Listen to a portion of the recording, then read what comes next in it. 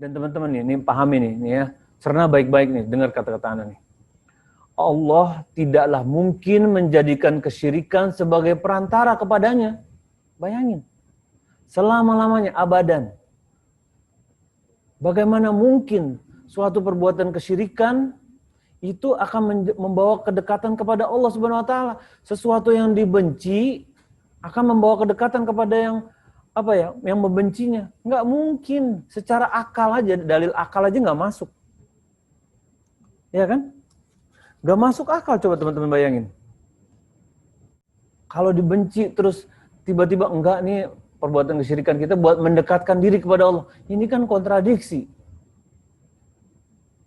Yang disuruhnya apa, yang dilarangnya apa, malah mengatakan yang dilarangnya ini suatu kebaikan untuk mendekatkan diri.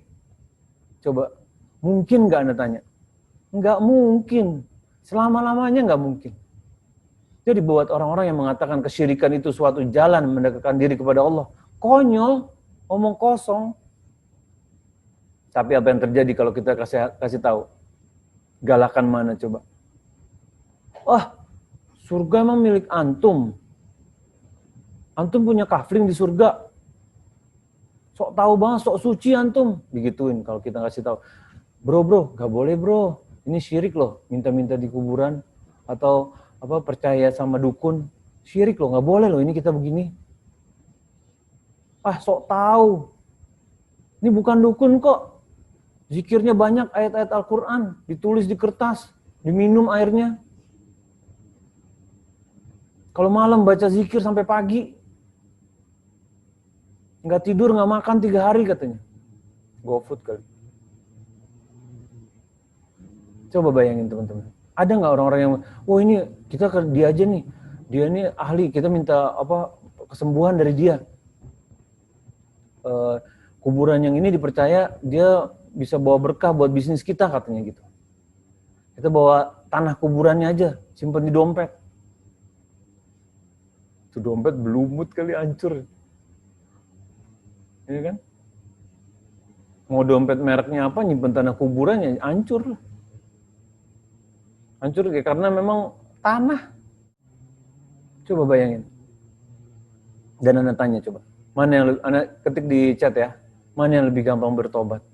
Insya Allah ya, ini kalau secara dalil akal ya, antara pelaku maksiat dengan pelaku kesyirikan. Yang minta-minta di kuburan sama orang yang contohnya maksiatnya yang ini. merokok. Mana yang perokok itu tahu, ini dosa, ini maksiat, ini ada yang menghukumi dosa kecil, ada yang makruh, ada yang dosa besar. Tetap aja dosa lah kita hukumi. Mereka tahu itu salah. Apa mungkin mereka mau ngajak keluarganya ngerokok sama-sama? Ayo, Bapak beli nih, alhamdulillah, Bapak ada rezeki nih. Bawa pulang rokok 4 slop, ayo sama-sama kita ngerokok abis isya sampai pagi gitu. Ayo bangunin yang bayi, bangunin yang TK, yang SD, ayo kita ngerokok sama-sama. Ada nggak yang kayak gitu pelaku maksiat? Coba ketik di chat. Sekarang Anda tanya, pelaku kesyirikan, ada nggak yang ngajak bapaknya, ibunya, yang udah tua, yang udah di kursi roda, datang ke kuburan minta-minta? Ada nggak yang ngajak anaknya masih belum balik, yang nggak tahu apa-apa, datang ke kuburan minta air, ngambil air dari gentong, diminum, percaya ada goa nembus ke Mekah. Diajak pula adiknya, istrinya, mertuanya bahkan. Sambil cerita-cerita yang kurofat. Wah ini begini loh. Ini suka imamnya sholat di Mekah. Mereka kalau malam terbang nih. Sudahlah. Zaman sekarang masih mau percaya kayak gitu. Secara akal aja nggak masuk. Apalagi dalil syar'i. Mana mungkin kesyirikan seperti itu, meminta-minta kepada selain Allah, membawa diri, mendekatkan diri kepada Allah. Nggak mungkin selama-lamanya. Malah semakin jauh dari Allah. Surat Al-Maidah ayat 72. Ini adalah pegangan kita yang harus kita tancapkan di hati kita, ayat Al-Maidah ayat 72. Innahu may yusyriku billah faqad haramallahu alaihil jannah wa ma'wahun nar wa ma lizzalimin min ansar. Teman-teman, bertakwalah kepada Allah dan takutlah kepada ayat ini. Sesungguhnya orang-orang yang mempersekutukan sesuatu dengan Allah pasti Allah mengharamkan baginya surga. Haram. Dan tempatnya ialah neraka. Tidak ada bagi orang-orang zolim itu seorang penolong pun. Orang zolim, ya, dicap zolim, nggak ada penolong. Bayangin teman-teman. Jadi nggak bakal ada perbuatan syirik itu mendekatkan diri kepada Allah, nggak ada. Yang ada malah apa? Haram baginya surga, coba bayangin. Jadi bagi orang-orang yang masih pergi ke dukun, masih pakai susuk, masih bergantung kepada selain Allah, bertobatlah. Sesungguhnya ini adalah kezoliman yang sangat besar. Dan mumpung masih dikasih umur, belajar kita bedain mana syirik, mana bukan. Mana wasilah yang benar, mana wasilah yang disyariatkan, mana wasilah yang syirik. Mana syafaat yang benar, mana syafaat yang syirik. Itu kan yang kita bahas dari kemarin. Dan selalu akan berulang. Biar kajian ini kita bahas ratusan kali, insya Allah akan bertambah keimanan. Dan luruskan niat kita, karena kita belajar untuk menghilangkan kebodohan dari diri kita sendiri dan orang-orang keliling kita kok. Bukan cuma biar gue udah bahas kitab Muslim tetapi musyrik, gue udah tahu kitab Qawaidul Arba, gue udah bertauhid bro, paling gue di neraka sebentar dicuci terus gue aman. Enggak, kita nggak boleh merasa aman. Kita harus terus beramal dan kita selalu berharap kepada Allah. Karena itu adalah bagian dari iman. Ya kan? Balik lagi. Bagaimana mungkin kesyirikan dapat dijadikan sebagai wasilah untuk mendekatkan diri kepada Allah kan? Dan mereka katakan, ini kan metode kita. Antum lain. Ini udah tradisi nenek moyang kita. Jadi kalau bilang nenek moyang kita sesat semua, kalau kita kasih tahu pasti begitu tuh. Kita nggak menghukumi seseorang. Yang kita nilai ini perbuatannya salah atau benar. Masalah dia masuk surga, masuk neraka itu urusan Allah Subhanahu wa taala. Kita nggak ikut campur. Di saat kita nasihati, bro, jangan bro, perbuatan inilah, lihat nih kata-katanya, perbuatan ini dibenci oleh Allah Subhanahu wa taala. Misalnya ada yang berbuat syirik nih, kita nasihatnya, perbuatan antum ini dibenci Allah Subhanahu wa taala dan pelakunya diancam masuk neraka dan diharamkan surga. Lihat surat Al-Maidah ayat 72. Bukan berarti dengan kita mengatakan seperti itu, wah, berarti antum bilang Anda masuk neraka. Ini jadi baper langsung. Yang kita hukumi perbuatannya gitu loh. Dan mereka kadang-kadang gini kan, namanya manusia kan, kadang tua, kadang muda, kadang jabatan lebih tinggi, kadang mertua, kadang ibu, kadang bapak, kadang tante. Mereka kan merasa lebih tua, merasa lebih tahu. Di saat dikasih tahu sesuatu yang mereka nggak tahu, mereka kadang ada yang merasa bocah sok tahu banget nih. Tahu apa sih lo? Ya kan? Dan mereka tersinggung, nggak mau tuh. Merasa egonya terluka, langsung bantah. Padahal kalau dicerna dengan baik-baik, ini salah satu bentuk apa? Kasih sayang yang muda ini kepada yang tua. Ya moga-moga Allah jadikan kita orang-orang yang di saat kita diberitahukan kebenaran, bukan kita malah protes. Kebenaran sesuai Al-Quran dan hadis kita terima. Kita nggak langsung bantah gini gitu. Tapi kita harus tahu dengan pemahaman para sahabat, ulama-ulama zaman dulu, yang lurus, yang soleh. Bukan yang tiba-tiba sekarang beberapa tahun belakangan ini ada yang pergi ke makam ini, oh kita ikut. Karena mereka, tradisi mereka, enggak. Kita lihat contohnya dari Nabi Muhammad SAW dan para sahabat tuh bagaimana. Orang-orang yang sudah dijamin masuk surga tuh bagaimana, copy paste sudah. Nah, dan malam ini kita juga untuk menguatkan pemahaman di pikiran kita, di pemahaman kita, bahwa surat Al-Isra ayat 57 ini menjadikan dalil bahwa orang yang beribadah kepada orang soleh juga termasuk berbuat syirik, teman-teman. Ya kan? Karena orang-orang soleh itu juga membutuhkan Allah Subhanahu wa taala, mencari jalan kepada Allah Subhanahu wa taala dan berlomba-lomba mendekatkan diri kepada Allah Subhanahu wa taala. Dan mereka itu, orang-orang soleh itu, mengharapkan rahmatnya dan takut akan azabnya. Di saat kita berani berbuat syirik, itu kan berarti kita nantang azab Allah tuh. La haula wala quwata illa billah. Nantang azab Allah tuh. Terus pede tuh. Wah, ini kan nggak ada azab, Anda malah dapat kebaikan tuh. Bayangin tuh. Tipu daya syaitan dan hawa nafsu tuh. Di saat tipu daya syaitan dan hawa nafsu bersatu, udah tuh. Kayak gitu jadinya. Di saat kesyirikan, perbuatan buruk terbesar bisa dibungkus sedemikian rupa menjadi suatu kebaikan, coba bayangin. Iya kan? Dan ini gaswat bro, gaswat. Dan coba kita cek realitanya bagaimana sekarang. Anda tanya, boleh ketik di chat. Gak usah sebut nama ya. Anda tanya, ada nggak di lingkungan kita yang masih seperti itu? Ada nggak orang-orang yang masih minta ke kuburan, wisata religi, bawa ini pulang, bawa air dari kuburan, ambil air dari gentong. Bahkan Anda baca di daerah mana gitu, di Pulau Jawa ya, ada yang mengatakan dengan berzina itu maka mereka merupakan suatu bentuk ketaatan kepada Allah. Bayangin tuh. Dibungkus sama syaitan sebagaimana rupa tuh. Akhirnya tersebar penyakit, kelamin segala macam. Itu tuh. Nggak takut tuh sama azab Allah tuh mereka tuh. Subhanallah. Api di dunia aja yang cuma satu bagian dari, dan 69 bagiannya ada di neraka. Kita aja nggak kuat tuh api dunia. Ini mau nantang azab Allah. Selama-lamanya bayangin. Selama-lamanya, nggak ada ujungnya. Kalau megang kompor ya kan, paling cuma sedetik itu, panas. Kena pot motor gitu. Ini selama-lamanya bayangin. Nempel terus tuh muka di wajan. Atau dan anggap aja apa ya, selama-lamanya tuh wajan nggak ada apa-apanya.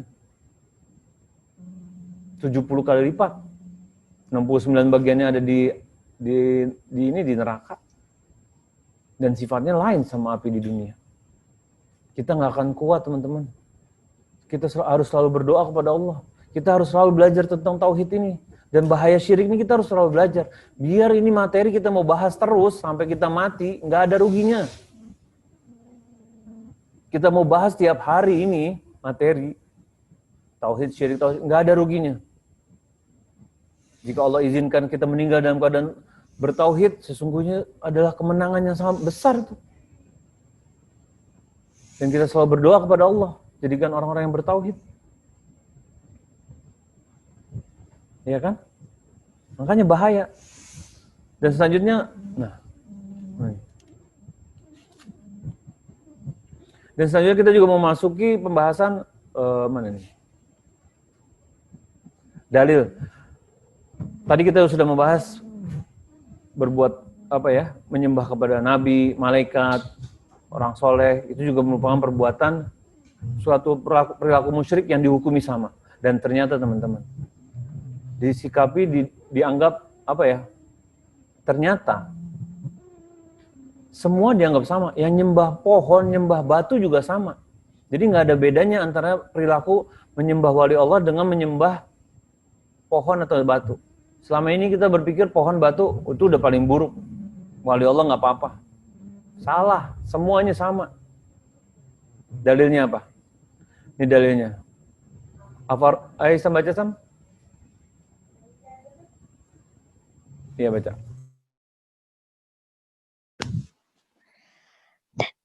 Apa wadalilu ajaru asjari wa qauluhu ta'ala afara'aitumul lata wal uzza wa manatas salisatal ukhra. Najm ayat 19 sampai 20. Dan itu yang disembah adalah pohon dan batu, yaitu firman Allah yang artinya, apakah patut kamu, wahai orang-orang musyrik, menganggap Lata dan Uzza serta Manat yang ketiga, yang paling terkemudian sebagai anak perempuan Allah? Hakikat Lata adalah kuburan, Uzza adalah pohon, sedangkan Manat adalah batu.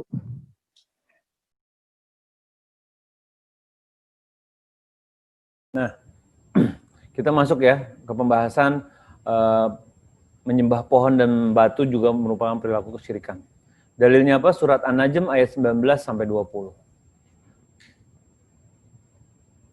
Allah kembali bertanya, maka apakah patut kamu, wahai orang-orang musyrik, menganggap Al-Lata dan Al-Uzza serta Manat yang tiga, yang paling terkemudian sebagai anak perempuan Allah? Tuh teman-teman.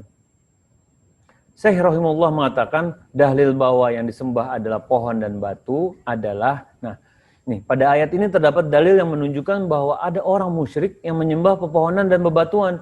Zaman dulu udah ada, zaman sekarang pun juga masih ada. Ya kan?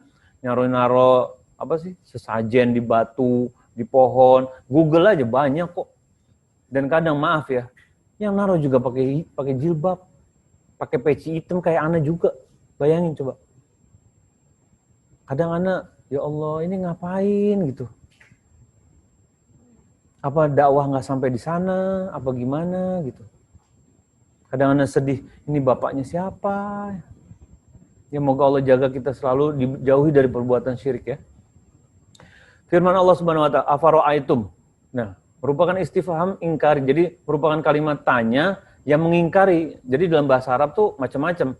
Kalimat istifham tuh ada yang bertanya, ada yang untuk mengingkari. Jadi kayak istifham ingkar itu nantangin gitu loh maksudnya, bahasa sederhananya lah. Maksudnya adalah beritahukan kepadaku tuh. Coba kasih tahu. Menunjukkan kalimat tanya untuk mengingkari dan menunjukkan celaan. Yang dimaksud dengan Lata, nah ini kita mulai bahas nih ya, mudah-mudahan kita bisa bahas, bisa tahu nih Lata tuh siapa, Uzza tuh siapa, Mana tuh siapa. Dan jangan berpikir, oh itu batu-batu semua, enggak. Ada yang mirip sama zaman sekarang, ngeri kan? Nah ini kita coba yang Lata dulu nih, kita cari tahu nih. Jadi ini merupakan 3 bentuk umum sesuatu selain Allah yang disembah. Ya, ini bentuk umumnya nih. Dan biasanya penyembahan atau perbuatan syirik nih jatuh ke salah satu dari 3 ini nih. Ini coba yang pertama dulu nih, Lata. Dengan huruf ta tanpa ditasydid. Lata ya, bukan lata. Bukan latah juga. Lata. Adalah salah satu nama berhala di Taif. Nah, Taif itu dekat dengan Mekah. Dan juga bukan berarti kalau lagi ke Taif, Anda pengen lihat Lata. Enggak usah. Enggak ada faedahnya. Ini kita tahu biar kita bisa menghindari. Dan kita bisa anggap, oh ada ternyata Lata-Lata zaman now di sekeliling Anda tuh ada. Dan kita harus berhati-hati. Dengan kita tahu, kita bisa bedain. Kita bisa kasih tahu orang-orang yang melakukan hal tersebut. Nih, yang pertama nih, Lata tuh batu. Ya. Bentuk berhala ini berupa batu besar yang diukir. Di atas batu ini terdapat bangunan yang ditutup tirai seperti Ka'bah. Ya, jadi suatu berhala kaum musyrikin yang mereka letakkan di salah satu tempat di kota Taif. Nah, ini Lata nih paling ini nih. Paling gawat nih. Wah, menurut Ana ya. Jadi Lata aslinya adalah seorang yang soleh, teman-teman. Nih, pahami nih. Seorang yang soleh, yang suka memberikan makanan bagi para jamaah haji. Dan membuat roti untuk mereka. Tuh, Masya Allah kan. Soleh, bagian makanan, sedekah, luar biasa nih. Dia suka memasak gandum yang disampur air dan dilembutkan. Lalu diberikan kepada jamaah haji ketika mereka datang. Setelah si Lata wafat, manusia di kala itu ingin membuat kenang-kenangan untuknya. Oh, bagaimana kalau kita bikin sesuatu untuk mengenang dia, ya kan? Maka mereka pun membuat patung di atas kubur Lata, membuat patung batu. Namun seiring perkembangan zaman, akhirnya patung tersebut dijadikan sesembahan selain Allah dan peribadatan pun ditujukan kepadanya. Orang-orang Taif menyembahnya, menyampaikan harapan mereka kepadanya, menyembah ibadah untuknya dan berdoa kepadanya. Ini kan perilaku yang sama dengan umat Nabi Nuh alaihissalam, ya kan? Jadi ketika orang-orang soleh meninggal, mereka bikin patung-patung di tempat ibadah mereka, biar kalau kita lihat, oh kita tambah semangat, oh ini orang-orang soleh nih, kita biar semangat nih ibadah. Ini sama nih, Lata juga gitu. Lata ini orang soleh yang suka sedekah, yang banyak beramal soleh, lalu meninggal. Lalu mereka jadikan batu di atas kuburannya. Ya kan? Di sekeliling batu itu tanah lapang tuh. Jadi bangunan ditutup tirai seperti Ka'bah. Anda tanya, banyak nggak batu di atas kuburan yang ditutup tirai? Di Jakarta aja banyak. Kuburan, di atasnya ada batu-batu semen, ditutup tirai, dikasih melati, ya kan? Dijadikan sesembahan. Banyak. Dari rumahan aja, radius 5 kilo aja udah beberapa. Dan beberapa kabilah nih, bangga sama Lata nih. Lanjutin ya, kisah Lata nih yang agak detail sedikit nih biar jadi yang apa? Kisah yang lainnya kayak misalnya Manat sama Uzair sama Uza kita lanjutkan ini ya. Insya Allah besok ya kita bahas yang sekarang Lata dulu. Ntar ada insya Allah pekan depan ada kuis, Anda tanya nih biar teman-teman tahu nih. Kalau mau sebutkan Lata zaman now juga boleh di chat, tapi itu buat kita aja ya, jangan sampai atau nggak usah deh. Yang penting tahu aja. Dan kita bisa berhati-hati terhadapnya. Nih, lanjut kisah Lata ya. Setelah disembah, ketika berdamai dengan Nabi Muhammad SAW, datang delegasi mereka kepada Nabi dan berkata, kami minta pengecualian. Tuh. Mereka nih orang musyrik di kota Taif, mereka meminta pengecualian. Nabi menjawab, apa yang kalian kecualikan? Mereka berkata, kami kecualikan Lata. Kami ingin Lata tetap bersama kami selama 3 tahun. Maka Nabi menolaknya dong. Mereka menawar 3 bulan. Nawar tuh lihat tuh. Nabi pun tetap tidak menyetujui permintaan mereka. Mereka berkata, kalau begitu engkau sendiri yang menghancurkannya. Kenapa mereka mengatakan seperti itu? Karena mereka takut. Mereka udah menyembah, sudah meminta, udah apa. Mereka takut. Kalau mereka hancurkan bangunan itu, mereka takut kena bencana, takut kena musibah. Itu yang terjadi juga dengan banyak orang zaman sekarang. Ketika ada kuburan, dikasih tirai, dikasih melati, dikasih tutup, disembah. Coba suruh hancurin. Nggak ada yang berani tuh. Mereka takut kena bencana. Apa nggak sama orang musyrik zaman dulu? Tapi apa yang Nabi Muhammad SAW menjawab? Nabi pun menjawab, kalau ini saya setuju. Ya tuh teman-teman, bayangin. Nabi Muhammad SAW sendiri yang setuju untuk menghancurkannya. Nabi Muhammad SAW mengutus Al-Mughirah bin Syu'bah bersama beberapa orang, karena Al-Mughirah adalah penduduk Taif dari Bani Thaqif. Jadi kalau misalnya ada sesembahan, yang ditirai, ini terus mau dihancurin, kalau kita mau mengikuti contoh tuntunan, diutus orang-orang yang dari daerah situ. Karena dia lebih dihargai. Jangan orang-orang kampung dari kampung luar datang mau menghancurkan. Nabi ingin menunjukkan kepada penduduk Taif bahwa utusan beliau ini adalah dari kalangan mereka sendiri. Dan manakala mereka mentauhidkan Allah, maka berhala-berhala dan segala benda yang mereka sembah tidak akan membahayakan mereka. Bayangin teman-teman. Al-Mughirah pun sampai, lalu mengambil kapak lantas memukulkannya ke berhala Lata dengan sekali pukulan biasa hingga roboh. Dihancurin tuh. Ya tuh, orang bertauhid tuh gitu tuh. Al-Mughirah tuh. Dia tahu dong warga situ, maksudnya gini, dia kan orang situ. Dia tahu tuh perilakunya. Dan dia sesungguhnya sudah Allah beri hidayah. Kalau enggak kan bisa aja perilakunya seperti warga itu. Dan jadi orang yang menghancurkan sesembahan selain Allah Subhanahu wa taala tuh, bayangin. Dengan orang-orang Taif pun bergembira dan bersorak karena merasa tertolong dan mendapatkan kemenangan. Dan sesungguhnya para pelaku kesyirikan juga mereka sebenarnya terkukung tuh. Karena mereka mau nggak mau kan nyembah terpaksa, nggak disembah, dihancurin, ya takut kena bala, maju kena mundur kena tuh mereka tuh. Al-Mughirah berkata kepada mereka, aku tidak bermaksud apapun kecuali sekedar ingin menguji akal kalian. Bagaimana bisa seonggok batu seperti ini memberikan kalian manfaat dan bisa mendatangkan bahaya? Tuh teman-teman. Al-Mughirah pun kembali mengambil kapak lalu menghancurkan berhala Lata di hadapan mereka. Demikianlah kisah tentang batu berhala yang dibangun di atas kubur seorang yang soleh, yang dulu suka memberi makanan kepada para jamaah haji. Berhala itu tidak mampu memberikan manfaat sedikit pun kepada orang-orang yang menyembahnya. Sedemikian itu, sementara itu Nabi tidak menerima pengalihan ibadah kepada berhala itu walau hanya sesaat. Ya. Sekarang kita belajar tentang Lata. Ternyata menyembah Lata itu ternyata ada Lata zaman now juga yang beredar.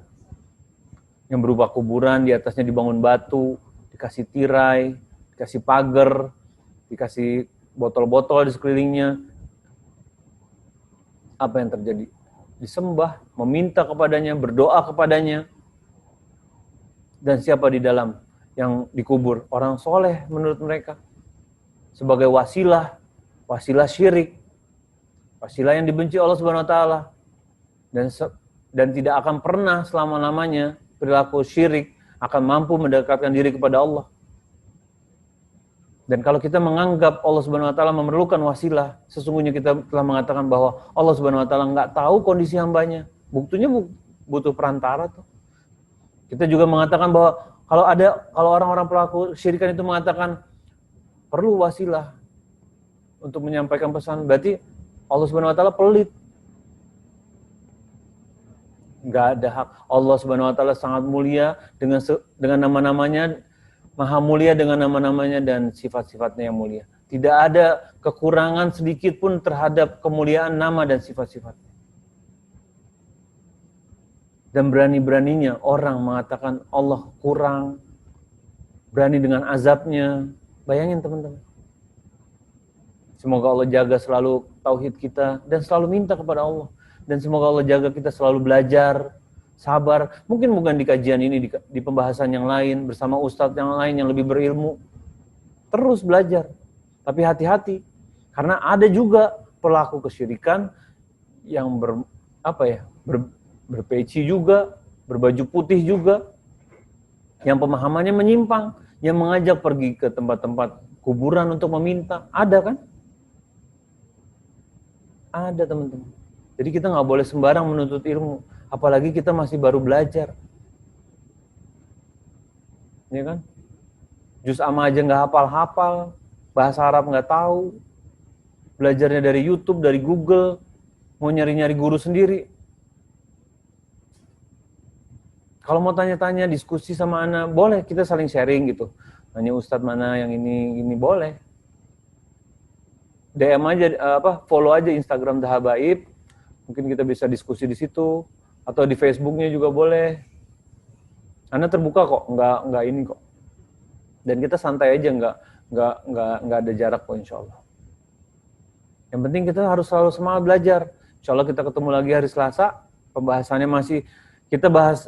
Jadi kita bahas yang Lata tadi ya, kisah Lata itu menunjukkan bahwa salah satu bentuk umum adalah batu di atas kuburan, ya.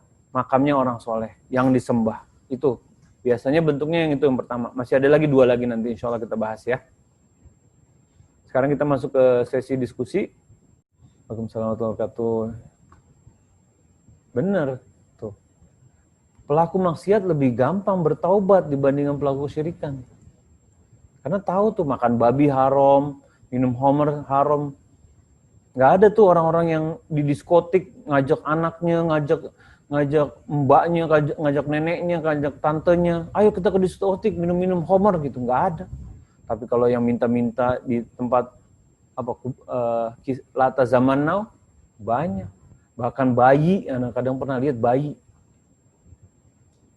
Sesungguhnya orang tuanya lah yang akan membuat anak itu menjadi seorang muslim yang soleh, menjadi Yahudi, menjadi Kristen atau pelaku kesyirikan.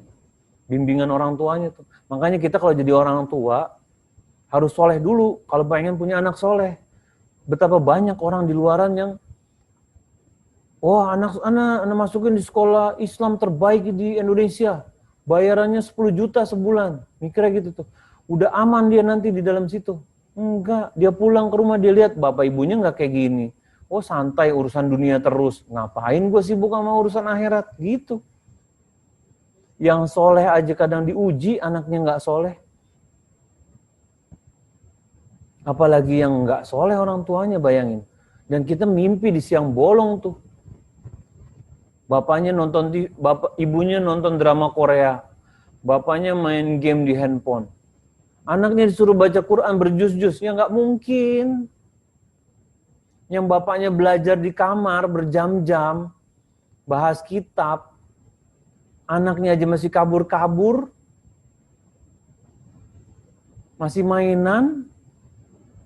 Ustadz-ustadz itu ya Allah, ada juga ujiannya. Ada para ulama-ulama zaman dulu juga ada. Apalagi yang ibunya nonton drama Korea, anaknya mau jadiin Pink Panther Blackpink. Anaknya Blackpink. Ini apa coba? Bangga anaknya Blackpink. Subhanallah. Ini nggak apa-apa, moga-moga yang belajar ini nggak ada yang kayak gitu ya. Kalau nyari teladan tuh para sahabat, para sahabiat, ya kan, kalau perempuan, Nabi Muhammad SAW terutama, ulama-ulama dulu. Kalau ada yang mau tanya boleh ya, kita bisa diskusikan di sini, ketik aja boleh. Ada contoh nggak pelaku-pelaku itu kesyirikan yang dekat-dekat rumah? Kalau ada boleh ketik di chat nih biar kita bisa bahas. Ada nggak yang ditutup tudung ijo gitu, terus nanti dipercaya ini gitu. Terus kalau lewat suruh bilang permisi lah, inilah. Nah, itu yang berbahaya teman-teman. Dan kalau kita nasihatin mereka bisa lebih galak daripada kita. Ya moga-moga Allah jaga selalu hidayah kita. Karena semua nih atas izin Allah nih teman-teman bisa istiqomah, bisa belajar, bisa nggak live dari Zoom. Itu izin Allah tuh. Yang penting ini kita belajar, semangat, dan kita nanti coba amalin. Dan kita nasihatin kepada orang sekeliling kita. Dan pasti akan ada perlawanan. Mereka udah melakukan bertahun-tahun bahkan. Sabar. Dengan senyum, bawain makanan. Senyum, bawain makanan. Ini syirik gak boleh loh. Duar langsung. Ya kan? Ya nggak apa-apa. Ya itu bagian dari dakwah. Sabar lah. Baik, kalau nggak ada pertanyaan, kita tutup sampai di sini. Semoga Allah berikan hidayah kepada kita selalu dan selalu bisa mampu beramal soleh dan dijauhi dari kesyirikan. Kita tutup dengan pembacaan doa kafaratul majlis. Subhanallah. Assalamualaikum warahmatullahi